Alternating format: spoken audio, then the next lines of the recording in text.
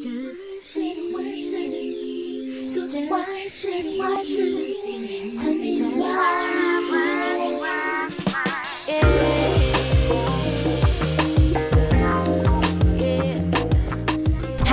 and welcome to London. I'm Stefanie and I'm here to bring you the latest fashion news from one of the biggest fashion capitals in the entire world.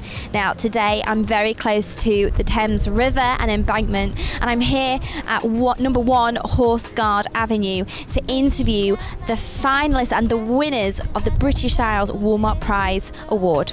So what is the Woolmark Prize? So the International Woolmark Prize is an initiative to essentially promote and support young designers and young talent.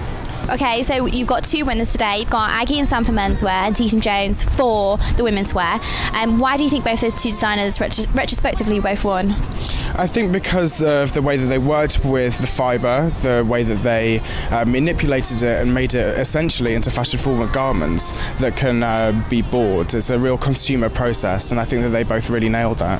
So what's it mean next? What happens to you guys now? So you've won the British Styles Award. Where does it go to? What happens? It goes to the international competition. So obviously we have to make the rest. So for this competition, we had to design a whole range, 6 looks. So we just have to obviously get that made, show that in the competition, see what happens. So the collection was inspired. So a lot of our concepts always originate around society and injustices within society. And so this collection came about by looking. It was actually watching Braveheart and watching that. And it's such a sad story, and I've always known that the English invaded Scotland, so we started to research that.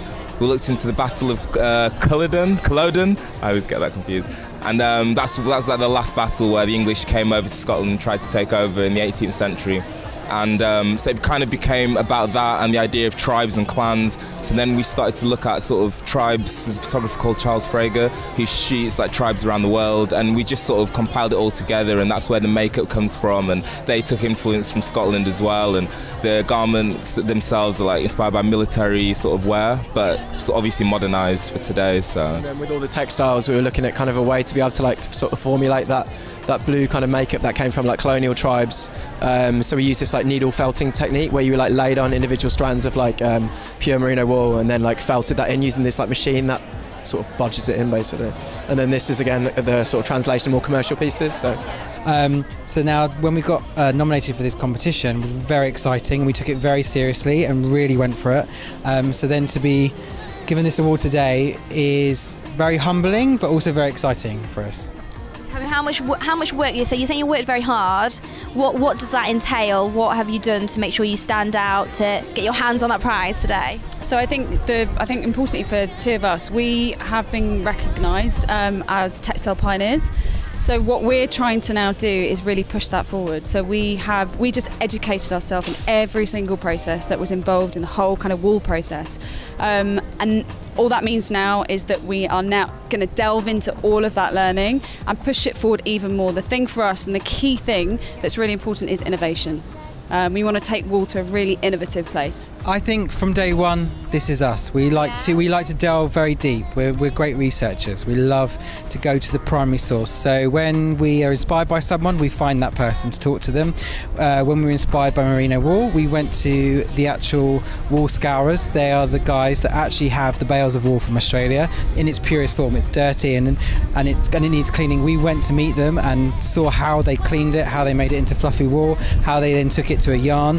That's what we do. We go right to the source. So we've always done that. So whether it be merino or anything. So with collaborating with Woolmark, it's where we're going to push, but it will be part of what we do. If you educate yourself, you can then open up ideas. It's kind of like if you know the rules inside and out, you can break them. So I think that's what we like to do. We like to know everything and then break it down, and change it all up. You be master of it and then you revolutionise it. A huge congratulations to both winners today, Agi and Sam for the menswear and Teatum Jones for the women's wear at the Woolmark Prize for the British Isles. It's such a huge achievement and both designer duos did incredibly well. They're now going to go on and support the British Isles in the global prize coming up later in the year, so I wish them all the best of luck. Sadly, that's all we've got time for today, but you can catch me next time on the network where we bring you the hottest fashion news. See you all very soon. Bye-bye.